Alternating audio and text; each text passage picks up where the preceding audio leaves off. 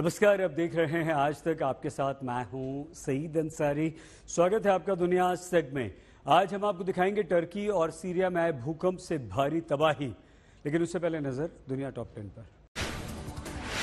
Turkey और Syria में आए शक्तिशाली भूकंप में 1,500 से ज्यादा लोगों की मौत, 5,000 से अधिक लोग घायल। 7.8 तीव्रता वाले भूकंप में हजारों घर ध्वस्त। एक ही दिन में आए 2 बड़े झटकों में बुनियादी ढांचों को बड़ा नुकसान, हताहतों के आंकड़े बढ़ने की आशंका।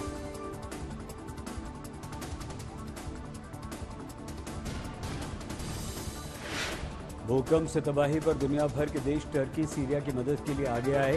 विनाशकारी भूकंप के बाद यूरोपीय यूनियन समेत 45 देशों ने बढ़ाया मदद का हाथ। दुनिया के 45 देशों ने टर्की सीरिया में भेजी मदद। टर्की में भूकंप की तबाही से लगातार बढ़ रहा है मृतकों का आंकड़ा। इजराइल के कब्जे वाले वेस्ट बैंक में इजरायली सेना की छापेमारी। इजरायली सैनिकों ने 5 फलस्तीनी बंदूकधारियों को मार डाला। आतंकी संगठन हमास से जुड़े हुए थे मारे गए बंदूकधारी। हमले के बाद दोनों देशों में बढ़ गया तनाव। रूस से युद्ध के बीच यूक्रेन के राष्ट्रपति जेलेंस्की का बड़ा बयान। कहा, पूर्वी यूक्रेन स्थित डोनेस्क में रूस यूक्रेन के बीच इस समय भीषण युद्ध चल रहा है, जो बहुत कठिन है। आक्रमण की पहली वर्षगांठ से पहले यूक्रेन पर दबाव बना रहा है रूस। रूस यात्रा के दौरान राष्ट्रपति पुतिन से नहीं मिलेंगे अंतर्राष्ट्रीय परमाणु ऊर्जा एजेंसी के प्रमुख, लेकिन विदेश मंत्रालय के अधिकारियों से मिलेंगे। रूस ने दी जानकारी। परमाणु ऊर्जा संयंत्र पर दोनों देश एक दूसरे पर लगा रहे हैं गोलाबारी का आरोप। सर्बिया की राजधानी बेलग्रेड में रूस के राष्ट्रपति पुतिन के विरुद्ध विरोध प्रदर्शन। यूक्रेन पर हमले की कड़ी निंदा। यूरोपीय संघ में शामिल होना चाहता है सर्बिया। ब्रिटेन में वेतन बढ़ोतरी की मांग को लेकर फिर हड़ताल पर नर्सें। बैनर पोस्टर लेकर लंदन की सड़कों पर प्रदर्शन। इतिहास की सबसे बड़ी हड़ताल में शामिल नर्सें, एम्बुलेंस कर्मचारी वेतन बढ़ोतरी की मांग कर रहे हैं। जारी रहेगी हड़ताल अगर मांग नहीं मानी गई। जासूसी गुब्बारे पर चीन अमेरिका में तनातनी। जासूसी गुब्बारे को मार गिराने पर चीन ने कड़ा विरोध व्यक्त किया। कहा, अमेरिकी एरोस्पेस में गुब्बारे का पहुंचना गैर इरादतन। कहा, जिस तरह अमेरिका ने इस घटना पर प्रतिक्रिया दी, उसने सिद्ध कर दिया कि चीन अमेरिकी संबंधों को सुधारने को लेकर अमेरिका कितना गंभीर। ऑस्ट्रेलिया चीन के बीच 3 साल में पहली बार व्यापार मंत्रियों के बीच बैठक। संबंधों को सुधारने को लेकर बातचीत। व्यापार पर लगे प्रतिबंध हटाने का ऑस्ट्रेलिया का आग्रह। स्विस संसदीय प्रतिनिधिमंडल अपनी 6 दिन की यात्रा पर ताइवान के राष्ट्रपति से मुलाकात। राष्ट्रपति ने सहयोग समर्थन के लिए कहा धन्यवाद।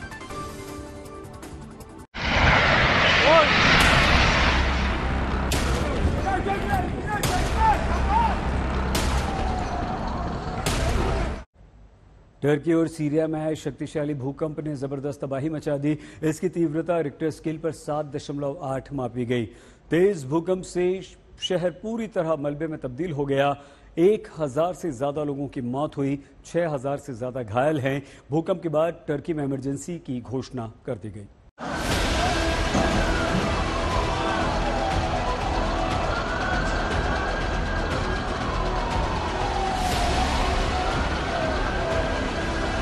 विनाशकारी भूकंप से हिल गए 2 देश। टर्की से सीरिया तक सिर्फ तबाही का मंजर। धरती कांपी और हजारों इमारतें जमींदोज हो गई।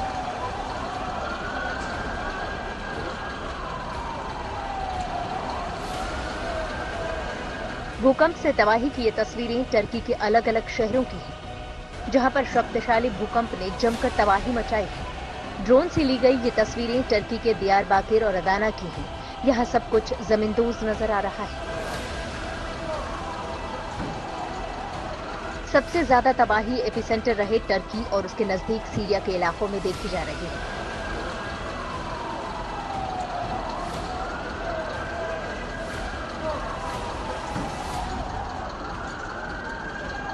रिपोर्ट के मुताबिक टर्की में अब तक 1,000 से ज्यादा लोगों की मौत हो गई है, जबकि 6,000 से ज्यादा लोग घायल बताए जा रहे हैं।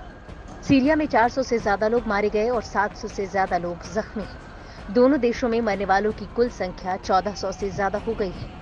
वहीं जबरदस्त भूकंप के बाद टर्की के राष्ट्रपति तैयब अर्दोआन ने देश में आपातकाल की घोषणा कर दी। साथ ही उन्होंने कहा कि भूकंप से प्रभावित इलाकों में रेस्क्यू अभियान तेजी से जारी है, लेकिन अभी ये नहीं पता कि हताहतों की संख्या कितनी बढ़ेगी। Uluslararası yardımlar için de ülkemizde temaslar kurulmaya başlanmıştır. NATO ve Avrupa Birliği yanında 45 ülkenin yardım teklifleri tarafımıza ulaşmıştır. इसी बीच खबर है कि टर्की में एक बार फिर भूकंप के तेज झटके महसूस किए गए हैं। इस बार भूकंप की तीव्रता 7.5 मापी गई है। टर्की और सीरिया के बाद लेबनान और इजराइल में भी झटके महसूस किए गए, लेकिन यहाँ नुकसान की खबर नहीं है। बता दें कि टर्की भूकंप के लिहाज से दुनिया के सबसे अधिक संवेदनशील इलाकों में आता है। यहाँ बीते सालों में शक्तिशाली भूकंप आते रहे हैं। 1999 में भी इसी तरह का शक्तिशाली भूकंप आया था, जिसमें 17,000 से ज्यादा लोगों की मौत हो गई थी। टर्की में विनाशकारी भूकंप से कितना नुकसान हुआ है, अभी पूरी तरह से अंदाजा नहीं लगाया जा सका है, क्योंकि मृतकों और घायलों की संख्या लगातार बढ़ रही है। माना जा रहा है कि सैकड़ों लोग अभी भी मलबे के भीतर दबे हुए हैं। भूकंप के इस झटके से इतना अधिक नुकसान हुआ है कि तय है कि इससे उबरने में अब लंबा वक्त लगेगा। आज तक ब्यूरो। चिली के जंगलों में लगी आग से हैरान करने वाली तबाही दिखाई दी। 40,000 हेक्टेयर जंगल जलकर खाक हो चुके। 800 घर नष्ट हो गए। 24 लोगों की जानें चली गईं। बेकाबू आग पर काबू पाने के लिए चिली ने स्पेन, ब्राजील, अर्जेंटीना के दमकल कर्मियों को लगाया है। चिली के जंगलों में लगी आग ने भयंकर रूप धारण कर लिया है। पिछले 2 हफ्तों से लगी आग में अब तक 24 लोगों की मौत हुई है, जबकि 800 घर नष्ट हो गए हैं और साथ ही हजारों लोगों को विस्थापित करना पड़ा है। राष्ट्रीय वानिकी एजेंसी ने बताया कि जंगलों में कुल 260 जगहों पर आग लगी, जिसमें से 148 जगहों पर आग को बुझाया जा चुका है, जबकि बाकी जगहों पर तेज हवाओं और भयंकर गर्मी की वजह से आग पर काबू पाना मुश्किल होता जा रहा है। चिली के मौसम विभाग के मुताबिक देश में तापमान 42 डिग्री सेल्सियस को पार कर गया है। ऐसे में रिकॉर्ड स्तर पर तापमान और गर्म हवाओं से हालात बिगड़ गए। रविवार को चिली के राष्ट्रपति गैब्रियल बोरिक ने आग से तबाह हुए रिहायशी इलाकों का दौरा किया और हर संभव मदद देने की बात कही। Nuestro rol es estar también con ustedes, junto con las familias, junto con las víctimas, y hoy día dar lo mejor de nosotros para combatir esta tragedia que nuevamente nos golpea. Pero no me cabe ninguna duda que, como siempre en la tragedia, es la unidad de los chilenos y chilenas lo que nos va a permitir salir adelante. News agency Reuters के मुताबिक chilli के जंगलों में लगी आग पर काबू पाने के लिए सैकड़ों दमकल कर्मियों के साथ साथ हेलीकॉप्टर और आग बुझाने वाले विमानों को लगाया गया है। साथ ही चिली की फौज भी आग पर काबू पाने में दमकल विभाग की मदद कर रही है। यहाँ हालात इतने ज्यादा बिगड़ गए हैं कि स्पेन की सरकार ने अपने सैन्य आपातकालीन इकाई के 50 सैन्य कर्मियों को आग बुझाने के लिए भेजा। साथ ही अर्जेंटीना और ब्राजील के दमकल कर्मी भी आग बुझाने में जुटे हुए हैं। चिली सरकार को डर है कि अगर आग पर जल्द काबू नहीं पाया गया तो कई गांव और शहर तबाह हो सकते हैं। बेकाबू आग पर युद्ध स्तर पर काबू पाने के लिए बायोबियो और नुबल क्षेत्र में आपदा की स्थिति भी घोषित कर दी गई है। आज तक ब्यूरो। दुनिया आज तक में आज के लिए बस इतना ही। आप प्लीज अपना बहुत ख्याल रखिएगा। देखते रहिए आज